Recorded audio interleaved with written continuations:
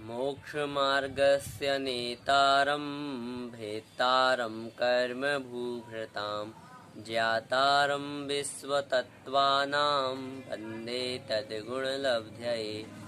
बोली पंच परमिष्ठी भगवान की जय। शांति विधाता श्री खयार शांतिनाथ भगवान की जय।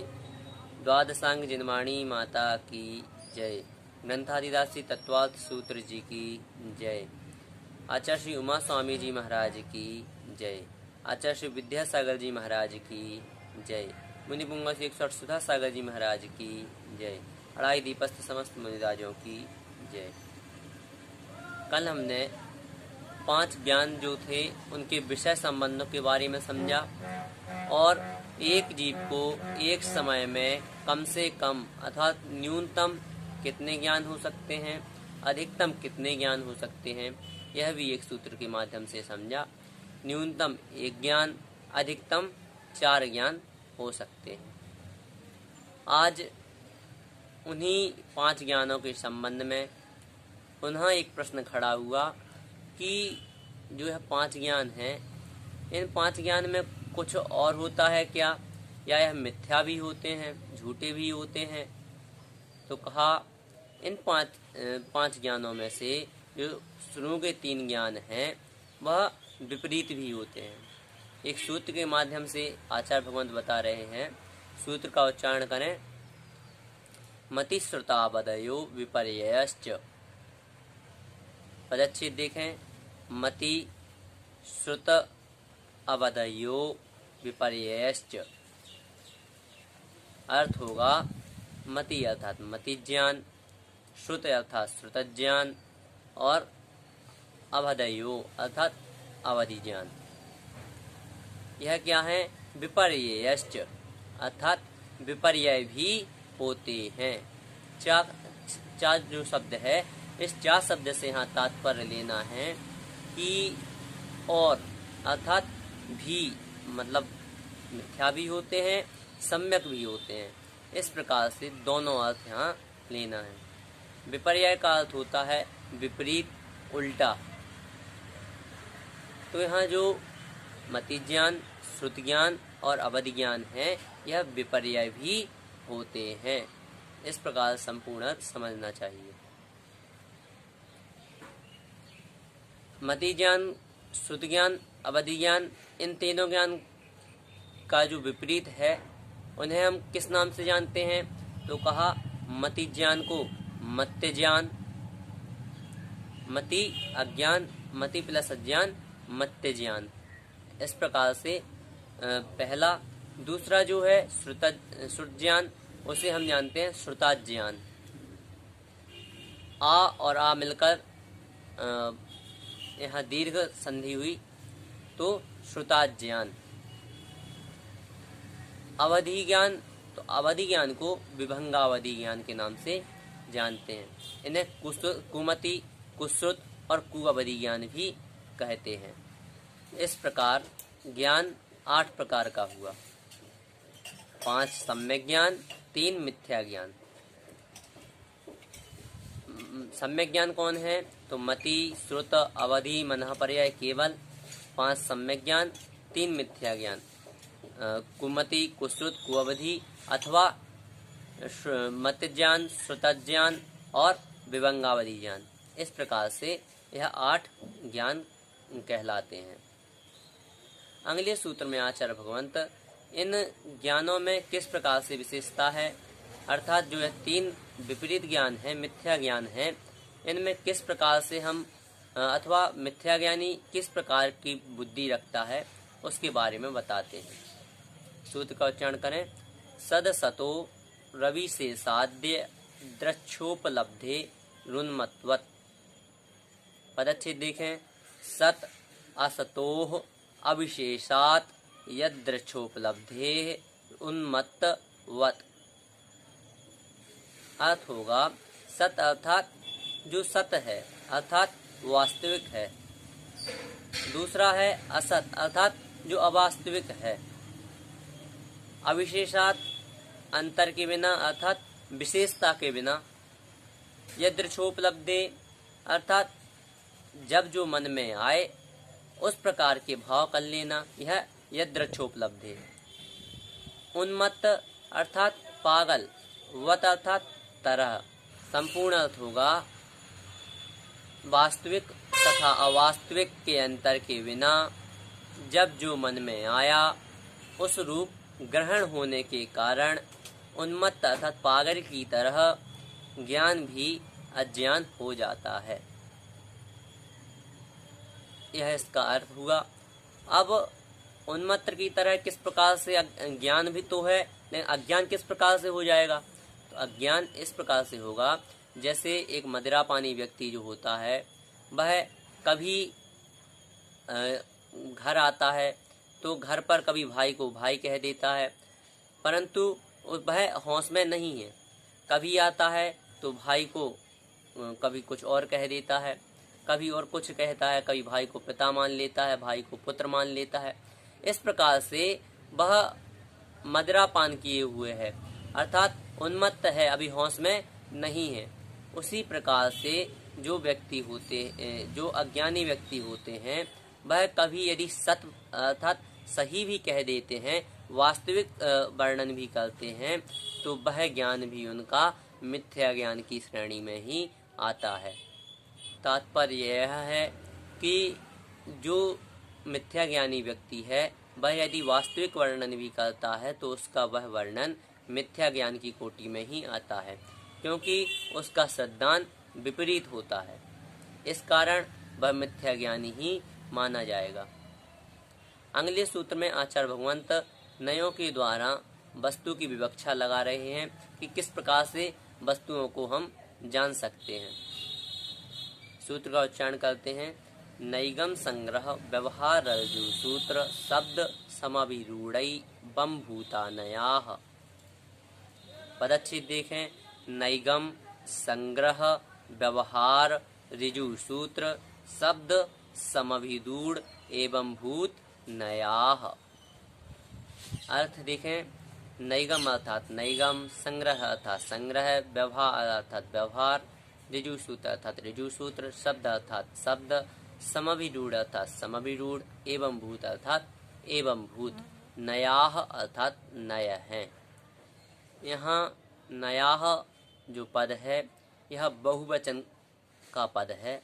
इस कारण से और अंत दीपक होने के कारण से यह पूर्व जितने भी पद हैं उनके साथ प्रयुक्त होगा। जैसे नैगम नय, संग्रह नय, व्यवहार नय, ऋजु सूत्र नय, शब्द नय, समभिरूढ़ नय एवं भूत नय। इस प्रकार से 7 नय जानना चाहिए। इस प्रकार इस सूत्र का अर्थ हुआ। अब जो इस सूत्र में नय आदि हैं इनकी परिभाषा को जानते हैं। सबसे पहले नय की परिभाषा को जानते हैं तो वस्तु के अनेक धर्मों का मुख्य तथा गौण रूप से कथन करना नय कहलाता है। इसके 2 भेद हैं, द्रव्यायार्थिक और पर्यायार्थिक। मुख्य भेद मुख्य रूप से अर्थात जो उसका मुख्य वर्णन है उसका कथन करना, गौण अर्थात उसके दूसरा जो अर्थ है उस अर्थ को भी ग्रहण करना। इस प्रकार से जो नय का काम होता है वह मुख्य तथा गौण अर्थों को ग्रहण करने का होता है।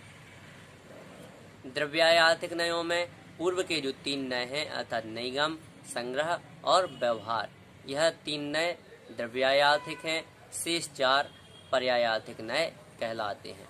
शेष 4 में ऋजु सूत्र, शब्द, समाभिरूढ़ और एवं भूत नय आते हैं। इसमें जो पहला है वह है नैगम नय।